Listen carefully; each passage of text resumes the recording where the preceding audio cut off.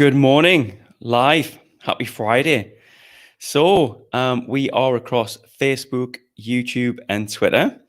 And what I'm looking forward to is everybody watching, engaging today. So we've got I nearly said four earlier on, I got wrong from our Bernie. Three amazing rock stars today for you. They're here for you to pick their brains for the next half hour. And then we've got our very own Alfie Joy, fresh from the breakfast show. Alfie's going to be been up early this morning, so hopefully he remembers. I was texting him last night and he'd forgot. So let's see what we've got then. So yes, 10 o'clock till 10:30. What else do I need to say? I think that's about it, really. So what we're looking for is all your engagement, all your questions. I can see your comments when they roll through. Let me know if you're there. Actually, let me know if you can hear me okay. Also tell me what platform you're on. That's really interesting for me to understand where you're watching. Yes, I've got a bit of a sniffle. Okay, so, sympathy is very much, required right now. I've got my little lemsip.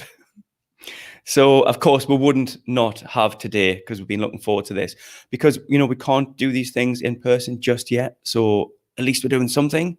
And you can lie in bed and watch our friends talk about their creative muses. So first up, I think we'll bring in our friend, Bernie Christie. Hello. Hello. Hi. So Bernie, singer, songwriter, musician, just all-round wonderful rock star, I guess. Okay. How does that sound? It sounds good. I don't know how true it is or It's accurate. very true because we've been doing a bit of coaching together, haven't we? Yeah. Remotely, which has been great. And you've pointed me at some of your music, and I've enjoyed listening to that. Are those props behind you, or actually real guitars? This is me real stuff, yeah. Do you- Can you prop with it? I've just realised this one's got a broken string this morning, so that'll have to get done later. I thought you were going to actually get up and play for us there. No. Isn't I put you on the spot there? Isn't that a new guitar though? This one. Hang on, where is it? This one, yeah. Uh-huh. What is it? It's a Fender Mustang Player Series. It's my first electric guitar, so I've played acoustic guitar for like 30 years. Mm-hmm. And suddenly I have to learn what might as well be a new instrument. So it feels completely obscure. So I'm actually practicing and learning a new guitar. Wonderful stuff. Have you got anyone watching this morning? Have you got your friends watching this morning? No, Or we've just had a potentially, a but I reaction. don't know. The Enterprise place would just give us a love. Give Bernie a love. Come on. Ah, well, Show us thank some love you. this morning and And I maybe also shit. give love to the Enterprise place. Well, there's a great little segue. So what does the Enterprise place do for you, Bernie? Well, how's your little journey been going on? They've been mint actually because I've I've got the music thing, and so I was um, writing songs and whatever else, and singing, and got out and performed, and I wanted to be able to make it into a business, I guess, without really using the term business at the time. But now I'm starting to appreciate that's exactly what it is. And even that psychology is what the enterprise place has helped us with. Um, and so I've been there for a year, but obviously during COVID. So prior to COVID, they were doing sessions, business sessions, and they were happy for us to attend everything, all of it. And I just lapped it up because they just told you the kind of, when you didn't have a clue about business, they kind of helped you in a Hmm. way that was at your pace. And that's what I think I needed. Okay. Who's your favorite So, business coach at the Enterprise place? I know. I tell you what it is. We've had some fantastic conversations. I've really enjoyed um, your journey and just some of the milestones and some of the actions. I think you've been accountable. we check in with each other every couple of weeks, and I'm thinking she's not going to have done that, and you get them all done. You're amazing at. You really are. You've just took to it so well, and I thoroughly enjoy watching you. And what I'm really excited is obviously when the world starts to turn again, you, Bernie, getting in front of people and playing, and sharing your music. And Yeah. obviously, you've so tell me a little bit about the music. Is it cut? Have you got CDs? Is it down? So coming up, Mm-hmm. I've got plans coming up. So I've released an acoustic CD in the past, Mm-hmm. like a couple of years ago, and it's literally just me and an acoustic guitar. It didn't feel though that was quite right for the music that I wanted to create.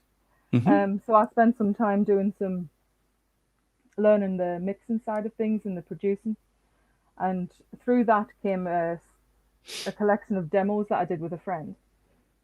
And I didn't have the, I guess I didn't have the skills and stuff to be able to do them justice at the time.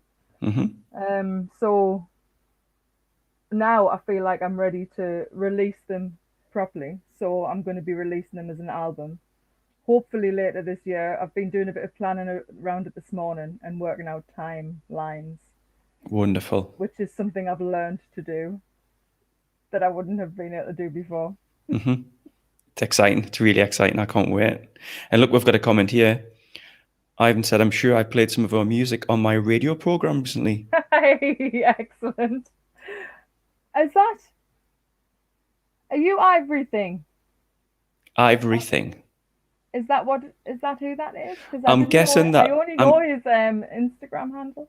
right. Okay, I'm guessing that profile picture may not be the person who's played your music, I was looking at his name. I'm like looking, or I don't know if I recognize that very person. talented gorilla. There you go. It is. It is. Yes, hello. Thanks for And that, much Ivy. appreciated as well. Thank you very much. He played Apocalyptic Nostalgia, which was just a single that I brought out recently. Hmm. I play around with electronic stuff as well, but going forward, I'd quite like a full band sound. So that's what the next thing's going to be. Look, I am the Ivory thing on Instagram, I'm guessing. So, in terms of your stuff you've got released, where can we hear it? Go on, get a plug out, Bernie. The stuff that's released now is all your major digital download platforms where you usually go for your music. Also Bandcamp, they're really independent musician friendly. Right? You can get downloads there. Wonderful. I've got a website as well where you can see other stuff, and that's berniechristie.com. And thanks for the signed photograph that you sent me through. It's on the wall here. Lovely stuff. Photographs is yet a thing that I need to actually make. I'm gonna come in with you on this one. I want to share a Bernie Christie. I want 10% sharing it because you're gonna go far. Right? Can I bring our deal in now? And I'll bring you back, Bernie. Is that okay? Yeah. Okay. Good morning, Dale. Good morning, Ian. How are you doing? Well, I've told you, mate. I'm full of cold, and I'm getting no sympathy here at all. No comments, anything. It's terrible. Well, so how are you? Tell me all about your journey, Dale. My journey has been almost 47 years in the making. Thus far, I've got a really varied background from my career. I've been a welder, an operations manager for a fishmonger, an engineer, and it was about time I did something for myself, really. So I started studying at Sunderland Uni. What you studying, Dale? I study photography, video and digital imaging, and I work part-time to supplement that. Mm-hmm. And that gives me a perfect work-life balance, which I guess is what I've been looking for. So you've just said there that you've done welding and you've been operations manager. Have those been relevant to your current mediums, your inspiration, your artwork? Do you draw on that? Yes, I do. All right. Everything that I've done previous to now affects everything I do. So I draw on everything, personal experiences, life experiences, because everything that's happened makes me what I am, the good and the bad. Yeah, and I can see Bernie nodding away in the green room, because obviously some of her lyrics and her music will, of course, be from her past experiences as well. So that's really interesting. What? Come on, Dale, show us some of your art. Well, when we first came on and tested out, I didn't have anything, but here's one here. Okay. It's one of my most recent paintings. Yeah. So basically, I don't have any kind of definition for what I do. I just do whatever comes, whether that's abstract painting or my photography or video, a lot of which is driven by my course at uni. So basically, I don't define what I do. I do what I like and what I enjoy, and I don't see any reason to do it any other way. And then I think there's an authenticity in that.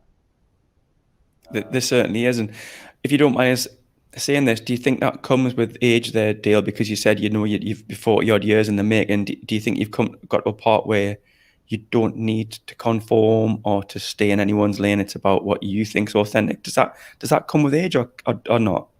For me, it comes with age, without a doubt. If I started my practice 20 years ago, I wouldn't be getting out of it what I get out of it now. Okay. And that learning process is what drives it, and that's why it's authentic.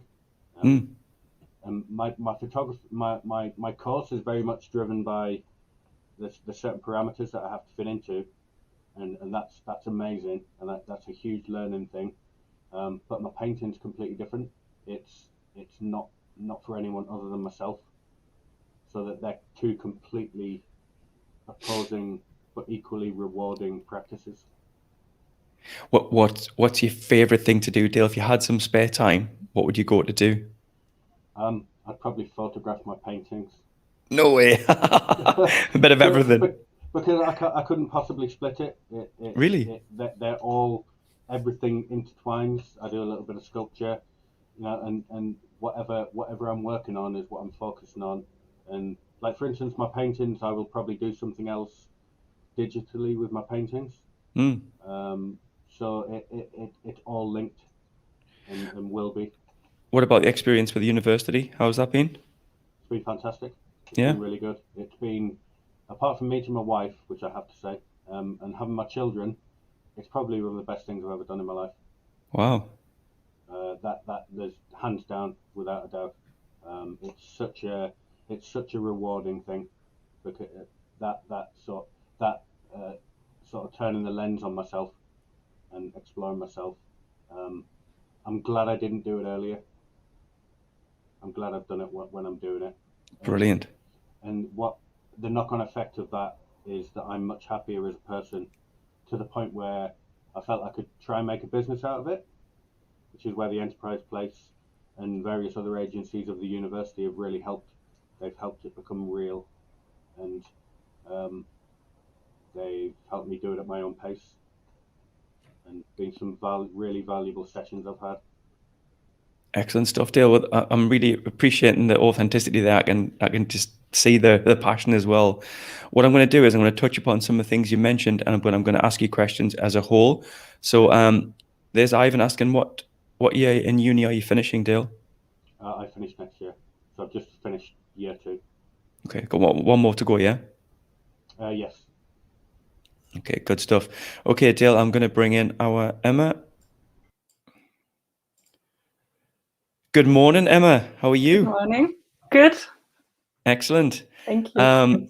So you've heard the tales there from Bernie and Dale. You know the story. Let's have yours. Because yours is interesting, Emma. Yours is interesting with your heritage. Yeah, I'm originally from Denmark, and I'm a glassblower. And I've kind of been around the world a little bit with that. I did my vocational training in Sweden for 3 years, and an internship in Paris. I did some classes in the US. And now I'm here in Sunderland doing my BA. in glass and ceramics, although I only do the glass part. Wonderful stuff. So, why Sunderland now? All those things, places you've been, the things you've done. What brought you in here now? Well, two things. I've always enjoyed going against the expected a little bit. So I wanted to go somewhere else than the university in Denmark. And also my partner is from here. So I came to live with him. So why Sunderland University? And I remember because you could have went other places in the region. Come on, let's have a round of applause for the university. Come on, let's give them some love, Emma. Why are we here? Well, it's the staff is very good, I think, helpful. They were very eager to help me when I was looking around, which was encouraging to me. The facilities are epic. And then the enterprise place, which I've found after coming here, is just the icing on the cake, really, to me. Yeah, it's a good university. Wonderful stuff. Do you want to tell us a little bit about what you produce? Yeah, I have a vase here to show. Props. You see, Bernie, are you listening? I asked Bernie to play the guitar, but she didn't want to play. So Emma, come on, let's see that again. Yeah, it's talk us through that. Vase. So I aim towards creating sculptural pieces, but I'm also aware that function is important to a lot of people. So I try to combine the two into pieces that can be used both ways, essentially. Yeah. So you wouldn't tell me off if I actually put flowers in that? It's actually no. Yeah. Tell me a little bit about the design then. Where does the inspiration come from? Why do you make them the way you do? I grew up on a farm in the north of Denmark, and I think being surrounded by nature is influencing my work a lot. I draw a lot of my inspiration from the ocean, west coast of Denmark, the beach area, woods, and so on. And I use nature. So the kind of ridges here are made using driftwood that I've collected on the beach. Yeah, so nature combined with glass. Wonderful stuff. Are you selling these pieces now, Emma? I just got my final piece of equipment 2 days ago for my studio. The website is almost ready to launch, and then yes, at that point. So it's very close now. Excellent. That's a great point to leave it on, because I'm going to bring everyone in. I think I can move people around as well. Let's just try and move you around a little bit. Whoa, sorry, Dale. Sorry, a bit dizzy there. There you go. We'll have the boys on the top and the girls on the bottom, okay? Right, I've got some questions here. Let me find my questions for you. Because I wanted to put this I wanted to ask you all together about this, because I think what we touched upon is the balance from creativity. So you've got the creative side, but then we're also thinking commercially as well. So who wants to pick this one? Let's have a hand. Who'd like to pick this one in terms of how that's balanced? Thanks, Dale. Go for it. The commercial side of my business, for various reasons, mainly the lockdown, it hasn't actually turned into what I'd expected it to. Which in a way is quite good, because it allows me to just focus on the important thing, which is my practice, and without making it, I have to achieve, I have to sell. That will come if it's the right thing to come. But the important thing is focusing on what I produce and why I originally started to produce it, which is an expression of whatever I choose to express, and I work on the principle that if I like it, at least one other person out there will like it. If they don't like it today, maybe they'll like it in a year's time. So there really is no rush. a year's time when you change, Dale, and the art changes, or will they get used to it and they start to like it? When they get to like it, when they see Okay. it more. I think lots of things are driven by trends or Hmm. things that I can't control. I can control what I produce, but if people don't like it yet, that's fine. It'll be there for a long time till they want it. That's interesting. So if they don't like it, what if someone came and gave you some feedback? Would that change the way you produce art? No, it wouldn't. I'm Interesting. ultimately my own customer. Yeah. I produce art for myself. Okay. If I can share it, I will. Wonderful. Bernie, can I ask you that one in terms of the creativity side to the commercial side and how you balance that and maybe how you focus? Yeah, I mean, I'm really rubbish at it. I wish I had a bit of Dale's ability to just deal with kind of like what I create is just there it is. I mean, I have to do that, and to some respect, when I create a song, I suppose it'll only ever sound exactly how I want it to sound. But having the self belief that someone else might want to hear that or whatever was difficult for us to get my head around first in order to kind of branch into that commercial thing. And I'm still getting my head around it. I'm still kind of, we have coaching sessions for this purpose, like about kind of the assessing what the value is in it and having to think of it from a business point of view rather than creative going into business. Kind of the business element of creativity and stuff still baffles us. I'm still just getting used to it. Yeah. Thanks, Bernie. Emma, do you want to add anything to that? Well, the only thing I'm thinking is, for me, I've kind of realized that as long as I believe in what I make, it's easier to sell. Like attending design fairs and so on in the previous years, that has made a big difference with my own mindset in relation to my work. So yeah. Powerful stuff. Thanks, Emma. So thinking about that commercial piece then, I want to talk about social media here because that's something that pops up quite a lot in our discussions.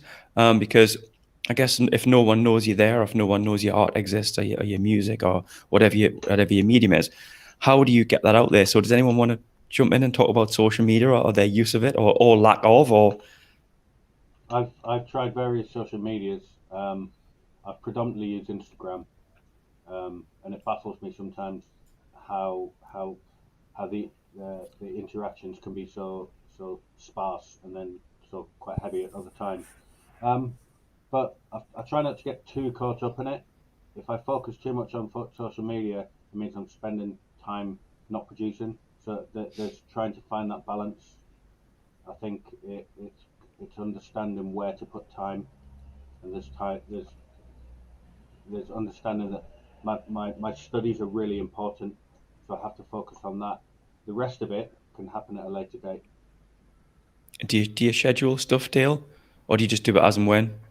I think that to have a presence on social media, you need to be present. So I do post, but I guess it's the more I produce, the more I post. And if I'm going through a lean period, I don't post as much. So it's a case of whatever feels right. I don't have a rule for it. Bernie, can I ask you about social media? Because we've had quite a few conversations about this. What's your thoughts? Yeah, I don't like it because I'm not very good at it. For that reason, I think I don't dislike the fact that they exist and stuff. And I think I need to just get better at it. I post kind of on Instagram and occasionally on Facebook. I've started using Twitter as well, but I don't use it kind of how you would expect to use it for a business. So it sounds a little bit like Dale, kind of just I use it when I've got something to share rather than strategically. But I have used it where I've scheduled things in, especially when I've got a release coming up. Yeah. It helps it helps us to make sure that I remember to let people know about it. So We've it's talked about that. it's a valuable Yeah. resource, yeah. We've talked about that, haven't we? Like, you might release something, but in your mind it's released, and I'm like, but does anyone actually know? And Yes. it's like having to tell people like we've done this, it's out there. Yeah, Yeah. exactly. Emma, how are you finding social media? Well, I love Instagram more than anything else almost. Personally, Your partner's not watching, no? yeah, I think he is, but he knows. It's yeah, it's a You know. very tight relationship between me and Instagram.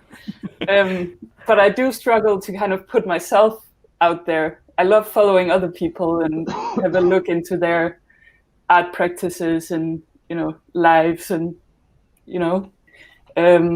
So my struggle is to be that person who shares different aspects of my practice. I think we might have talked about this before, Emma, but do you share about Emma or do you share about the products? Yeah, and I haven't really gotten the business account going yet, seeing as it's still unlaunched. But that's kind of the balance I need to figure out for the business account, because a big part of it is me, Yeah. as much as my pieces. Let's talk about the website then, Emma. You touched upon that before. Is that due to launch, did you say? Yeah. And do you think that's an important part of what you do? Do you need a website? Yeah, I'm going to sell my work through that, so it's quite essential. Yeah. Also to give some more information about me in the studio. From an e-commerce point of view, Emma, is it? So you can go on and I'll have one of them, put in the basket and check out? Yeah. Okay. Yeah. Awesome stuff. Bernie, over to you. Websites, what do you think? Do we need one or not? Yeah, yeah, I've got one. I had that pretty much before I really knew what I was doing. Okay. Because it was just like a grounding place for where everything could go. Even links to social media and stuff like that, and then just a little Yeah. bit about yourself, and it just having your own home online just made sense. What is your website? Let's throw it out. Oh, again, BernieChristie.com. There you go. Wonderful. How come you get your domain and someone else has got mine and they won't give it up? They're sitting on it. Hasn't even got a website on it. They've just bought the domain and won't give me it. How about you, Dale? I think it's imperative to have a website, dalehardymultimedia.com. But I think I haven't really found the right formula overall for it to yield any sales. But I think that's probably a combination of I'm pretty much an unknown artist. It'll become a tool that's useful if I ever get more prominence. But in the meantime, it's somewhere for people to look at what I produce. My latest project through university, I've just created a new page for that, and it's a perfect showcase for that. And like I said before, when it's right, it will be something that's useful. But in the meantime, it is what it is. It's a place to show my work. You made a point there where you said, I think you might have said, I might be ad-libbing here, but a famous artist or, more well-known. How do you feel about that, Dale, if that was to happen? Is that because I know you come from a real place of authenticity and the art is very much for you and you're expressing things. But what if you suddenly had a big following? How would you feel about that? I'm not sure. I've very much been asking myself why creatives create, and that's a really valid question for me. I'm not really sure why I do it.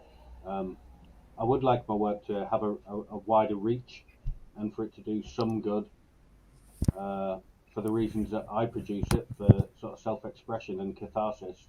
And if in some way that helps somebody else, that'd be amazing. But it's a case I'll take it as it comes. Sort of fame and fortune aren't drivers by any stretch of the imagination. So I can't really answer it. I don't have any goal for that. Yeah. Interesting. Thanks, Dale. Emma, I'm going to ask you this one in terms of if I had a magic wand now, I could wave it and do anything. What would you wish for?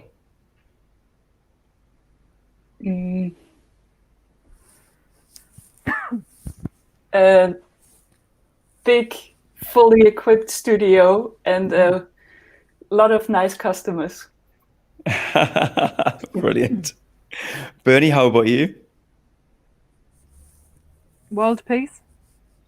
Oh, come on. This is not Miss Universe, man. I don't know.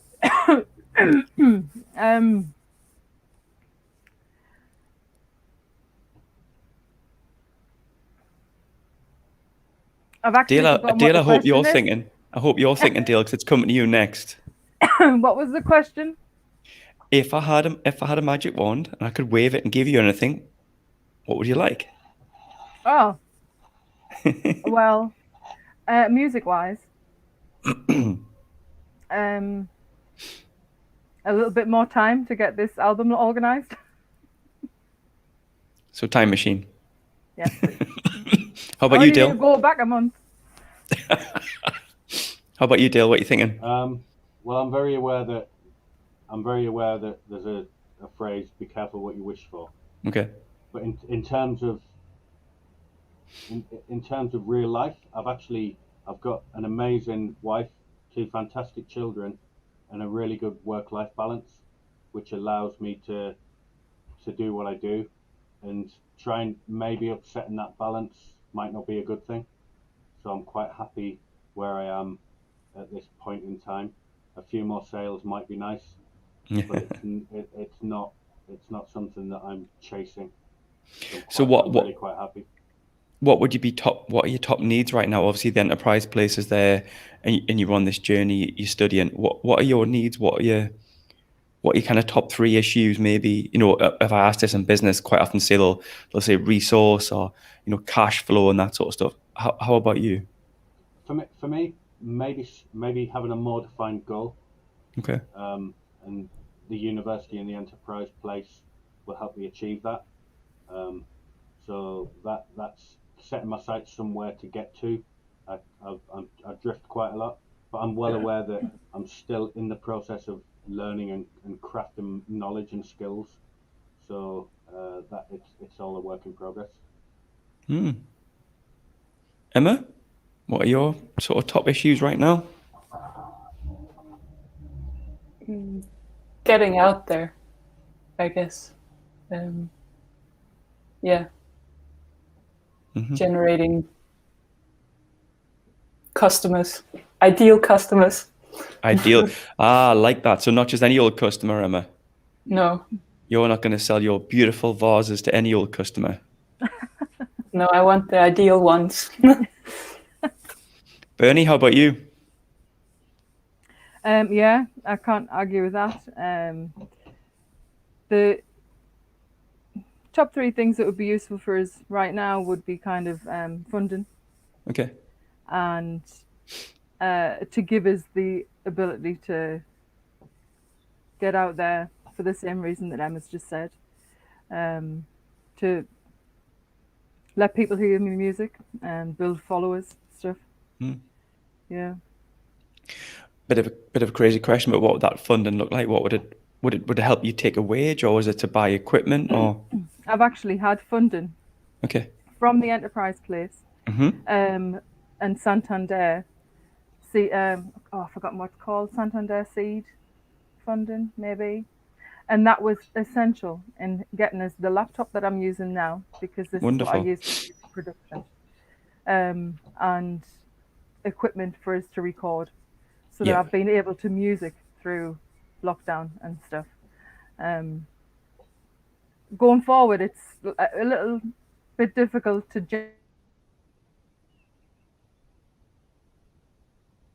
We've lost our Bernie there a little bit. Emma, I'm going to ask you. I've got a question here from Ivan, not to be pedantic, but what makes an ideal customer? Repeat business, a high one-time sale? Well, to me, at this stage, it's more about who the customer is, I guess. what their interests are and how they fit with my business's values, like how the two people's values fit together, so to speak. And in that, the ideal customer would engage in my practice or business at a more dedicated level than someone who's just passing by to buy a Christmas present. If that makes sense on the spot. Yes, that makes sense to me. Can I jump in on that? Of course, Bernie. Yeah. It's just, I think, with regards to Emma, like it would be someone wanting to follow her on Instagram, and because she loves it, and engaging in the stuff that she's doing, what she might be doing creatively coming up, and things like that. So engagement. I think, with regards to music as well. You know, it's not just about a listener, because they can go onto Spotify and listen. But someone who follows you and is interested in what's coming out next, is interested in kind of other things that you're working on. They're all valuable customers. They don't have to be buying things all of the time. It's all support network. It's lovely when you get followers and customers who are just there with you in what you're creating. Super fans, Bernie, you call them. Super fans, yeah. I've got one. Yeah. 2. All right. 3. All right. I've got the Pressure, T-shirt and Emma. everything. Come on. I'll be the fourth one. I've got 4.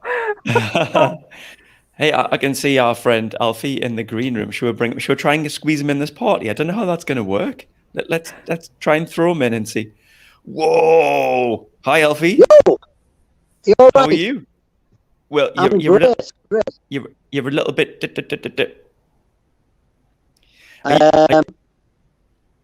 Are you in the What would BBC make it better? studios? I Yeah, don't should I know. go out somewhere? Yes. Are you on your phone? Yeah, should I go and get an iPad? Yes, go and get your iPad, Like fella. Morse code. Isn't it? It's a bit on and off. He's a wild man, isn't he? Look how cool he is, just going live with his phone in the BBC studios. You know, we've been panicking, we've been doing makeup and everything. I'm gonna kick him out until he's back. It's interesting actually, because I want to ask Alfie about his journey. I don't know if you guys have managed to see some of the stuff that Alfie's done on social. He uses the hashtag AlfArt, and Alfie goes live whilst he draws and paints. It's really quite therapeutic actually to watch him, and with a bit of music in the background. And he's built up quite a following actually, very interesting. So I thought I could bring Alfie in and ask him a few questions. But before we do that, we've got Simon there who's asked, what are you all doing in terms of promoting your business besides social media? So that's a good question. Anyone want to take that? Sorry, go on, Dale. Yeah, I've been trying to engage. Recently, it's been a place in Southwark called Carnival House, linked to the part of the Creative Seed, and they've been a good partnership for me. I've done an event with them. They've given me their venue for a recent exhibition, and I think it's ultimately it's about creating relationships with people, and not where it's simply one-sided. So trying to make it a symbiotic relationship. That's been important for me. That's what I'll continue to do where possible. So a bit of collaboration, Dale? Yeah, absolutely. Yeah. It's ultimately all art about people and how people interact with it. Even a photograph, there's a person behind. There's a person who took it, as well as the subject. So I think it's about understanding people and people's needs. Wonderful. Bernie, you were going to come in there? Well, only to say not much. What he said. Because I suppose this is going to be my first opportunity to really have a marketing campaign for this album that's coming up. So aside from social media, I've put things out to places like The Crack and Narc, who've done reviews of different things that have been released. So like local magazines and stuff, and radio plays as well. Thanks again, Ivan. Which is all useful for promoting and stuff. But this is coming up. It'll be my first opportunity to actually have a proper marketing campaign. So I don't really know what it looks like yet. Yeah. Emma, do you want to take Simon's question as well?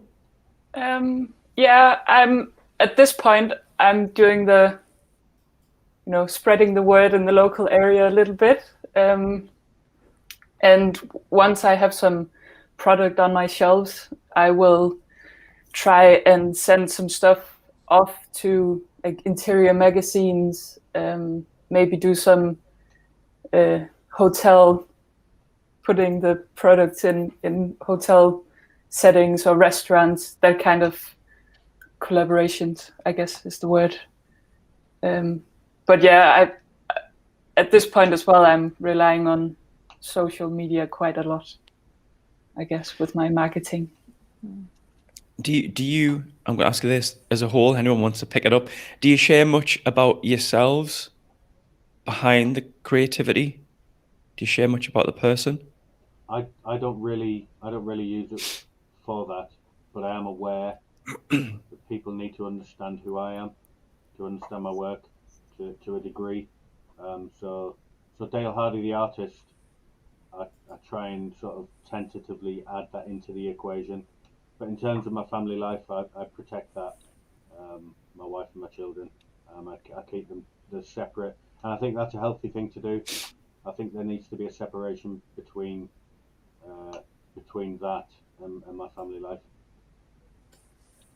Thanks, Dale. Emma, I'm going to ask you that one because you talked about values there when you talked about ideal customer. So do you share your values then? Are you talking about Emma as much as the pieces? Yeah, I think I am. No, I'm sharing about where I grew up, growing up with my dad on a farm, having animals, and now my outlook on the world and the environmental issues that we face by trying to create a sustainable glassblowing business, which is not easy, but all these things kind of go in the pot of what I share along with the actual pieces. It's really interesting what Ivan just said there about he could recommend independent venues with customers who match your ethos. So I guess what Ivan's saying there is maybe putting your pieces in venues and hotels, that sort of thing. Mm. You're gonna have to ramp up production though, Emma. Yeah, well, the equipment is here, so we're starting next week. Oh, but can I come and have a tour, and can I come and help you make something? Yes. Yes. Should we go live? We should do that. That would be cool. Bernie, are you sharing much about Bernie?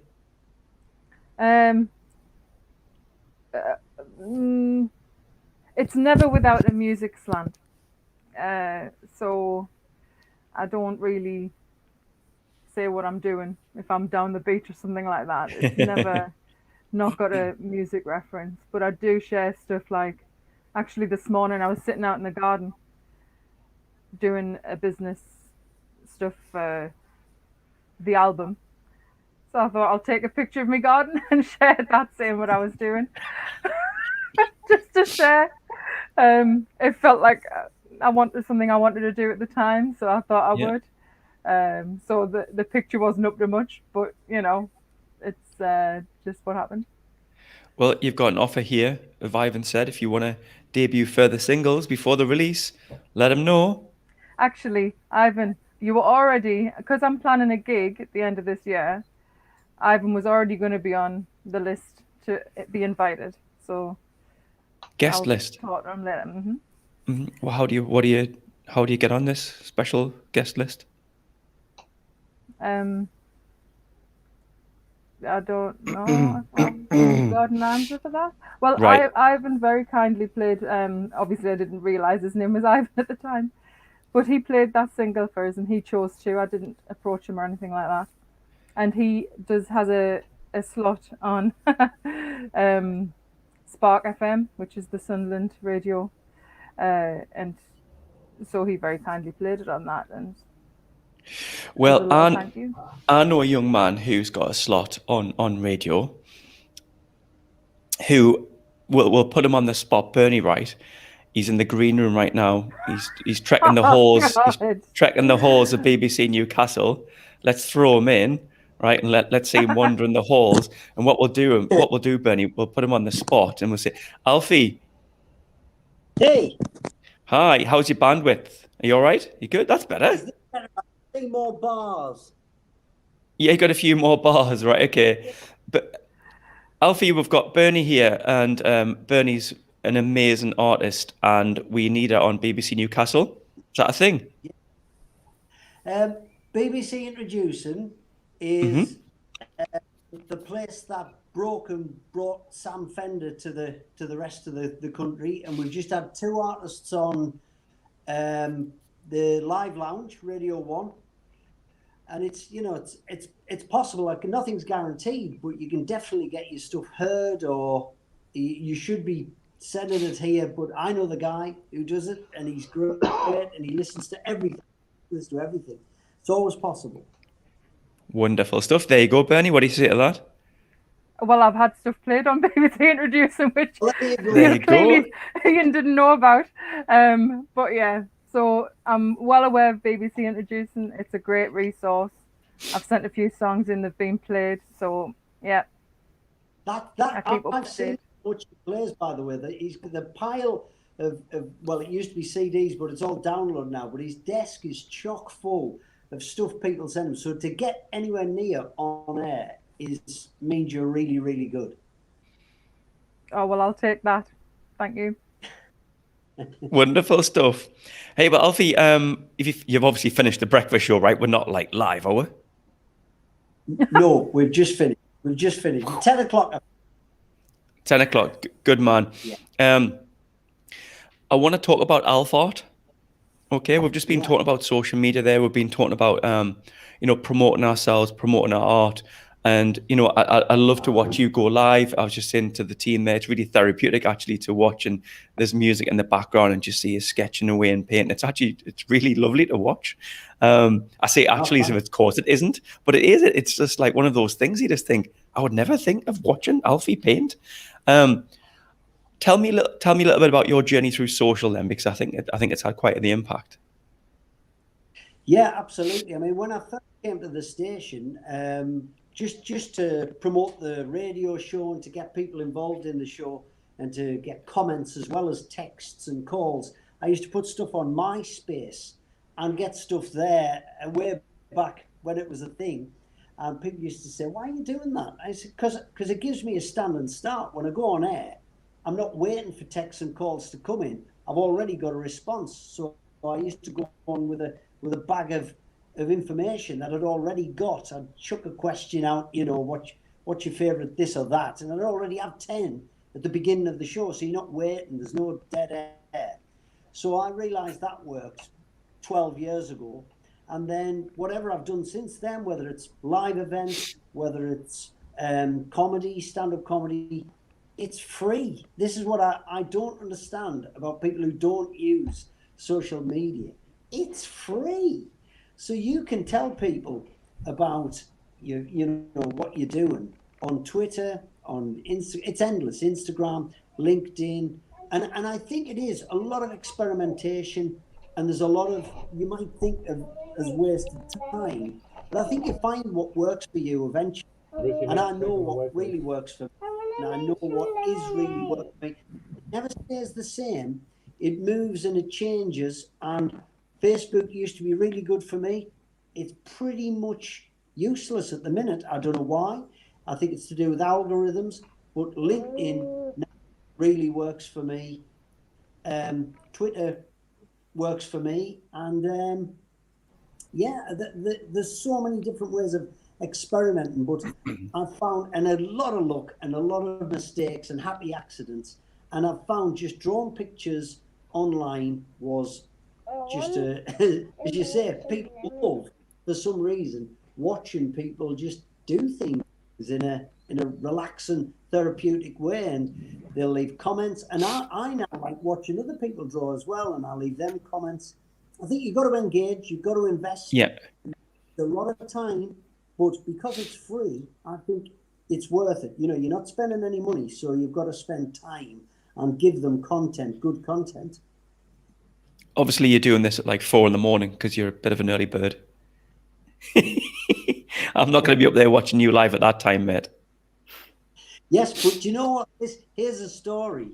You might not have heard him. He's on a Netflix documentary. He was the greatest 400-meter hurdler of all time. Ed Moses, Olympic champion, went 10 years undefeated. I remember him winning gold at the '84 Olympics. One of my heroes. And I watched a documentary about him, and I drew a picture of him and tagged him in. And I drew a little meme of something he said that I found really inspirational. So a documentary on Netflix called Winning, and it's got Martina Navratilova, and it's got Ed Moses and a couple of gymnasts and stuff.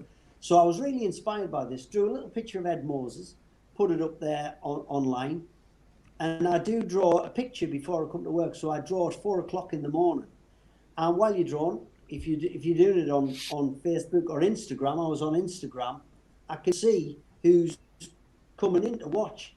And I looked and I saw Ed Moses watching at 4 o'clock in the morning. Now, I love you, Ian. Now, you might not watch me at 4 o'clock in the morning, but I'll tell you what, Ed Moses watching me at 4 o'clock in the morning, I was buzzing for a week. There was my contract sorted for the radio show that morning. So I asked my co-presenter at the time, you will not believe who was watching me. Now, I knew she wouldn't know who Ed Moses was, but that became part of the content, that became part of the fun. But I made a thing of it on the radio. I said, please tell me, when I exposed who it was, that Ed Moses was watching me. And she was going, I don't know who it is. I was going, please tell me if you've heard of Ed Moses. And then we got a load of texts, load of calls, and it was a lot of fun. But you never know. You never know. A pal of mine the other day said, if you draw, and I'm trying this, if you draw The Rock, with he's got some kind of drink that he sells or he makes. If you draw a good cartoon of The Rock, he'll tweet it, and that might get you a load more followers. He might share it on Instagram. He's done it before. So why not? Why not? And these are just tiny little things that you think, well, that's not going to work for me, but it might. So why not? And do you send them to them, Alfie? I've sent. So, for instance, I sent a picture like this, mate. By the way, I did that while we were chatting for half an hour. Great fun. But I knew Jeremy Vine, who was a great Radio 2 presenter. I knew he was coming to Durham Cathedral to do a talk. And so I thought, I know what, I'll draw him a picture, because a friend of mine was going to interview him at the cathedral. So I thought I'll give him a picture. And then you get him to hold it. And he's doing the social media for you. It's Jeremy Vine. And then you put that on Twitter, he retweeted. And I knew I was going to interview Midgewer. Now, I love Midgewer, Ultravox, Band-Aid. So I thought, I'll draw him. And it's a bit weird going up to someone's. I've drawn a picture of you. You feel like a 5-year-old. But he stood beside me with a picture. And I'm sure that picture might have ended up in the bin. But it didn't matter, because I had a picture of me with my hero, Mick Ewer, with a picture that I'd drawn for him. There you go. I'll draw one more. Go on. Sorry, I did a charity do with Kevin Keegan, ex-Newcastle manager, England manager. And so I was hosting the event. Kevin Keegan was guest speaker, and there was a charity auction, and they said to me, can you bring a picture along? So I thought, I'll draw Kevin Keegan. So I drew Kevin Keegan, and Kevin Keegan whispered in my ear during the dinner. He said, would you do me a favour? Would you bid for the picture? I'd like to buy it myself, but I don't want anyone to know I bought the picture. And I went, no problem. So how good is that? And so it was brilliant. But I had a picture of me with Kevin Keegan in the picture he secretly bought in the auction. Did you get it? He got it. Yeah, he bought it. So, Brilliant stuff. Aw. but it's just thinking ahead, giving it a little bit of thought. And I'm not a natural networker. I'm not very, you might be surprised at this, I'm quite a shy person away from the radio. I keep myself to myself and my family. And I'm not a huge, I've got lots of friends who made it quite big in the world of stand-up comedy. And they were so driven, they were great at networking and brilliant at the Edinburgh Festival, walking around schmoozing. That's not me. So I have to think ahead and think, what could I do as an icebreaker? But I've suddenly found my art, and it's become my little icebreaker. It's interesting, Alfie, because you have so many things that you do. Like, obviously, you do like pictures of people and caricatures and stuff. And then I've seen you painting and you're using different like acrylics and different paints and oils and this sort of stuff. And obviously, you do landmarks as well. Tell us a little bit about the landmarks that you do. Well, it's a flaw and it's a mistake. And Bernie, as a musician, you've got to know what a Bernie song is or a Bernie sound is for you to be Bernie, and for other people to know who you are. If they turn the radio on or if they come to see you at a gig, they go, "That's Bernie, that Bernie sound." And I haven't found my sound yet or my thing as an artist. The closest I've come, I've got too many different styles. So I've got a wall at the gallery down the road in Newcastle, and it was too many different things at first. So I had my cartoony style, and then I used to draw coal miners because that's my background, and I also draw landmarks, different places in the northeast. And then a fellow of mine said, you've really got to dig in and niche the landmarks because that's what's going to sell. So we cleared everything else off, and it's literally in the gallery, just northeast landmarks. And again, total accident. I drew a silhouette, a black ink silhouette of something, and then I just used ink. My mum knew I was drawing some pictures and gave me some ink that she was using for her craft stuff. And she said, would you use ink? And I said, yeah, I'll have a go. And I just used the ink, and it sort of blotted and spread on card. And I thought, I'll draw on card instead of paper. No plan, no rhyme or reason, and it just went bloop and just spread in a really original way. And someone said I'd like to buy it, and then I did a black ink silhouette of the Angel of the North, and then I did a black ink silhouette of someone else, and then before you know, people are going, if you did a black ink silhouette of York Minster, I'd buy that.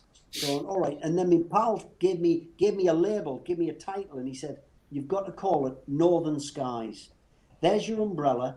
You can do anywhere in the north of England, and you just put your coloured skies over it." I've finished 2 this morning of Pension Monument and the Angel of the North with purples. I put one of them on my Instagram this morning, and that's become one of my styles. Now next month, July, they've given me the front window of the gallery, and they said you can have the whole of the month, the artist of the month, so it's great. And I said I could fill it with that sort of stuff, and they said no, this is your chance again to show them all the different things you do, and you can put anything in there. So I'm gonna go back to being a right mess and a right mix of all. So I'm going to have lots of me caricatures. I'm going to have some of me silhouettes and some of me messy canvas paintings, and just have the many sides of Alf art, and just go back to just throwing the net wide and see what happens. Alfie, I love the Sycamore Gap one that you do. How does that start? Do you go there and do you take a photograph, or do you just look at it online somewhere? How does it begin? To be honest, I do like to have been to the place. And I will take photographs if I'm out. I've done tons of photographs. I live near the Angel of the North, and again, I probably get asked to do more Angel of the North and Sycamore Gaps than anywhere else. But the Sycamore Gap is so, it's almost cartoon-like the way I do it. So it's almost a cartoon of a photograph that looks like it could be a silhouette. But if you actually go there, it's not quite as symmetrical, and it's not quite as neat and as clean. So it is sort of my exaggeration, my interpretation of the actual place. And the great thing about Sycamore Gap is lots of people don't know where it is or what it is. They just like it as a neutral picture. So they'll just buy it. They'll not know it was used in it's next to Hadrian's Wall. It was used in Robin Hood. It was quite iconic in that scene with Kevin Costner and Morgan Freeman. But yeah, so it's just become one of me, like a pop record, one of my greatest hits. It was really interesting what you said there about, not finding or not understanding or knowing your particular genre or your niche and trying lots of different things. What is the favorite thing for you to do? What would you really lean into? What's your favorite? I think I love drawing kids' books. I've got a children's book out this week, but I haven't been able to promote it because there's been a really sad event at work, which I don't want to talk about. But so I can't promote it this week, but I'll do it next week. And I love drawing kids' books. So that's a book written by someone else, but they just asked me to draw the pictures. So I created this sheepdog character, and I've really enjoyed that. I drew a book 2 years ago called The Last Coal Miner, but I've only just finished the cover, and the cover's taken ages to do, the front and the back cover. Again, I've shared them on Instagram. So that I'll self-publish that, and then I want to do another series of books called Jackdaw Privet Investigator, and do books for kids. I think I really love drawing. I'm just trying to nail a style with caricatures, and I'm getting closer and closer to, that's Alfie's caricature. That's what he does as his style. And that has taken a long time. I tell you what really helped. Again, happy accident. I was doing the radio on January the 1st, and it's always very quiet on January the 1st. Everyone's got a bad head, and and people just want to listen, so we just play music. And I was looking at Facebook, and there was a little Facebook challenge on a caricature page of a French politician, Christine Lagarde, and she's got a very interesting jowly face with lovely white hair, a tanned complexion. So I thought, I'll draw her when I get home, and I'll put it on that Facebook page. So I sent it and added it, was quite happy with it. And then I realized it was part of a month-long caricature challenge. And I went, this is like a game. So you have to do, it's like a New Year's resolution to do a caricature every day at their suggestion of the month of January. And it's really interesting because it's like that. You can see some are so much better than others, and some are so much more accurate than others. But at the end of the month, when you see the pattern, you're getting closer and closer to what you want to do. And at the end of that month, because you're looking at everyone else's Christine Lagarde and everyone else's whoever you've been challenged to do, you think, that person there's nailed it. She's done a brilliant one. Mine is not that good, but they've done that bit right, and I need to work on that in mine. And you just compare and contrast constantly, and you're part of a club, and it's a very supportive club, and you just do improve. I think repetition, doing something every day, definitely helps, but only if you learn from your mistakes and improve the bits and keep trying to finesse and tinker and get towards what you want to be and who you are in the process. So it wouldn't be useful for me just to copy other people's style, but think, what are they doing right that would help my style get better? So do you take inspiration from those other people, Alfie, when you're watching other people's caricatures? Do you pinch things or tips? Yeah, Yeah? yeah, massively. So Yeah. I've got a couple of my heroes would be, there's a guy called, is a good story. There's a guy called Al Hirschfeld. This is absolutely true. And he lived till he was 100, and he drew for a century almost. And he drew all of the Hollywood stars of the 1940s. And if you ever see a Hollywood star turn up in a Bugs Bunny cartoon, that's the Hirschfeld style. That was based on Al Hirschfeld. And he drew Hollywood and theatre stars every week in the New Yorker magazine, and then another famous New York magazine. You'd know his style. If you saw it, Yeah. look up Al Hirschfeld, very famous. So I went to New York about 12 years ago, and he died, but the Al Hirschfeld estate, it's still in an apartment in New York. And I love his style. He was called the Line King, and he draws with as few lines as possible.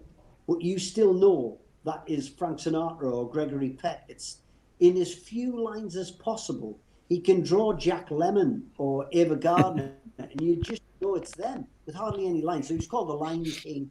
He used to have a barber's chair, and he used to use a fountain pen, a dip pen and ink, which is what I like to use, probably because of him. So I thought, I've got to go and look through the Hirschfeld collection. So I looked it up online, and you could arrange an appointment. So I went along, left my wife for the day. I said, I've got to go there. Oh, you'll be bored stiff. I'll go there. You do what you want to do for a day. So I go to the Hirschfeld apartment, and this guy he is a really old showbiz camp. He was like Max from Heart to Heart, if you remember that TV show. And he had a gruff voice, and he said, "Come in, sir. We've been expecting you. I'll show you the collection in a short while. But would you like some tea? And you're English, so I presume you like tea." And he makes me a lovely cup of tea, and he sits down. He starts talking about Broadway. Well, I love old Broadway shows. Well, when Carol Channing was in Hello, Dolly, I tell you something. It was nothing like Barbara Streisand's movie version. This was and he's telling me story after story. I've got this tea, my tongue's hanging out. I can't believe it. I was there for hours. And he then says, "It's time to look at the collection." And I thought, wow, I'm going to see. So he puts these gloves on, and he opens this thing, and he starts showing me these pictures, Hirschfeld originals, unbelievable. But then he starts to go through the prices, and I think, he thinks I'm here to buy. And he starts going through the prices, and it's like, this collection starts at $65,000. And I went, whoa, I can't afford anything like that. So he goes through that. I've got white at this stage. And the prices of these things. And then I think he realised I couldn't afford the originals. Because these, Woody Allen would buy a Woody Allen original, or Steve Martin would buy Frank Sinatra bought the original Frank Sinatra's, So I'm thinking, I can't afford these. So I went, we're moving on to prints. So he showed me the prints are $10,000. And I'm thinking, I can't buy that. I'd love to buy one, but I can't. My wife would kill me.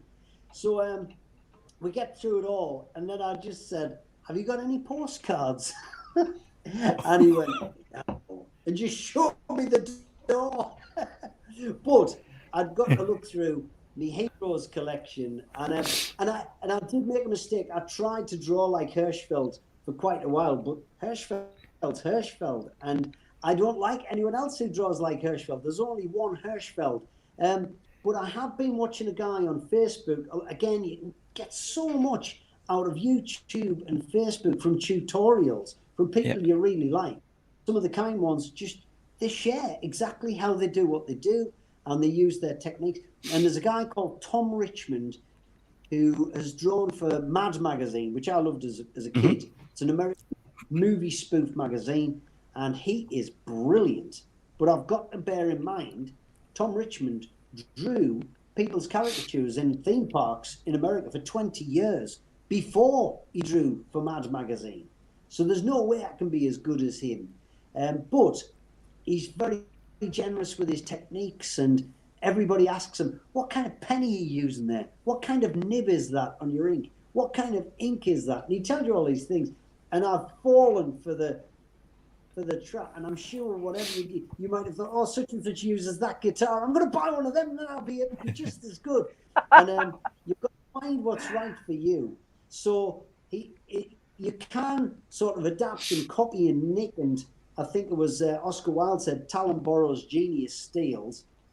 But at the end of the day, if you oversteal and you don't find what's for you, you'll just be a thief. You won't be you.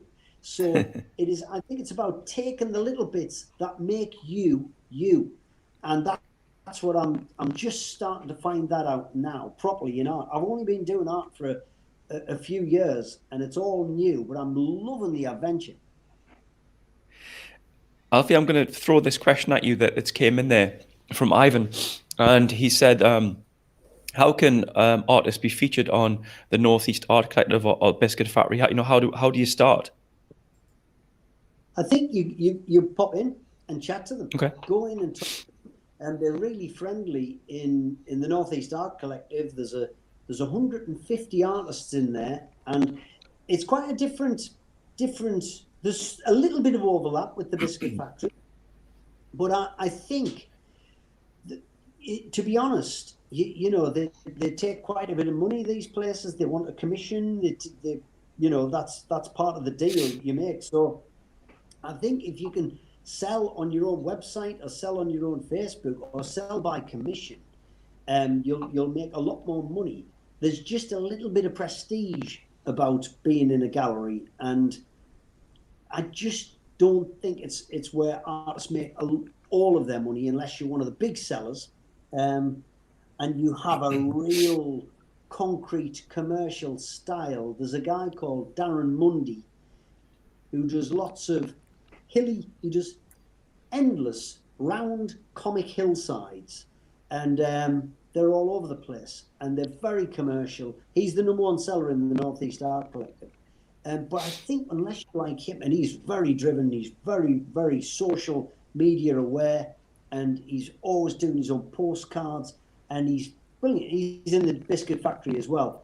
But I think unless you're that level, you probably won't make as much money unless you were selling to your little core friends, your little social media fan base. That I think it's easier to grow a fan base at that level than it is to grow a fan base from a gallery, because you can sell yourself better than anyone else. Do you have your own website then, Alfie, that you use to sell your art through? Yes, it's called Alf Art, and in a panic move, I got it up and running just the end of last year, because I was out of contract at the radio station, and I didn't know you never know whether they're going to renew you. So, and all my comedy, me stand-up, it all stopped because of COVID. All my live events, I do lots of award hosting and lots of comparing and lots of public speaking, all went overnight.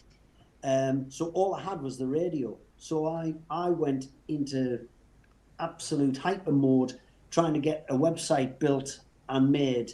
So a pal of mine did it for me and got it ready in about October time, just for when I was going to get sacked, I thought, from the BBC. But they didn't. They give me another 2 years. So that was a big sigh of relief. But I knew I couldn't think of anything else to do. So I thought I need to have something ready to make some money in October if I don't get the radio. So that's why I got the website in time for October. Good stuff.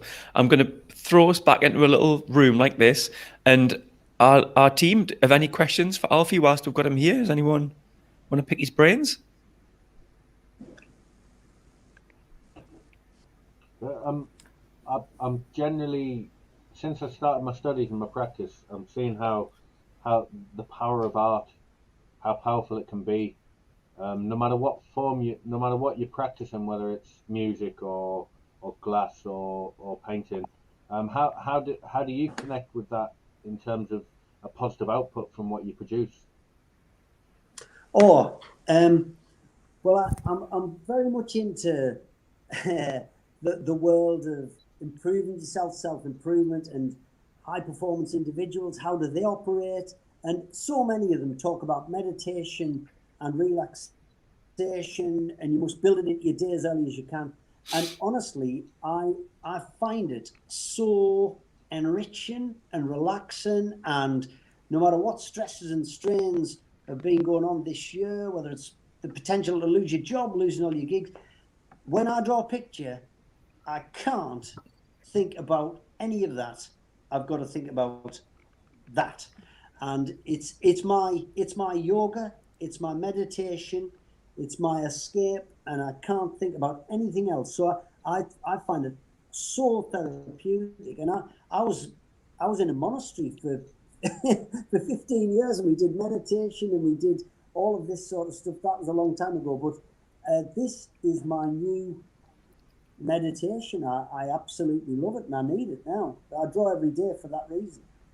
Right, that's good. I'm very much the same, actually. Great. Oh, the lights have gone out. Bernie, did you have a question for Alfie? Not really. I was going to ask about the when he was talking about the blotchy paint. I really like Ralph Steadman, and I thought I'm going to ask you if you know Ralph Steadman and if it's that similar to that or not, because I want to check it out. No, Ralph Steadman is another hero, absolutely brilliant. I listened to his Desert Island Discs the other day. Again, just a very raw, scratchy style, just brilliant. No one is like Ralph Steadman. He's just like Ralph Steadman, isn't he? That's just great. Mm-hmm.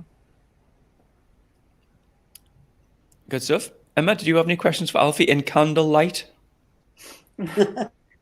No, it's been interesting to hear. I did check you out on Instagram before today. So obviously I'm foreign and don't know everything. So it's nice to find new artists to follow. Right. Well, Emma, don't invite Alfie down to see your pieces because he'll just kick your tires. He'll let you show all the different pieces. You tell him the prices and he'll walk out. Absolute time waster. His name's Mud. Good stuff then. So before we go, have you got anything else? Anyone want to share anything else? No? Good stuff. Well, thanks so much for your time. Thanks for everyone for watching. If you've been watching, like this and help everybody else see it. Maybe you could share it as well, because there's been so much value in there. I think we're going to do this again.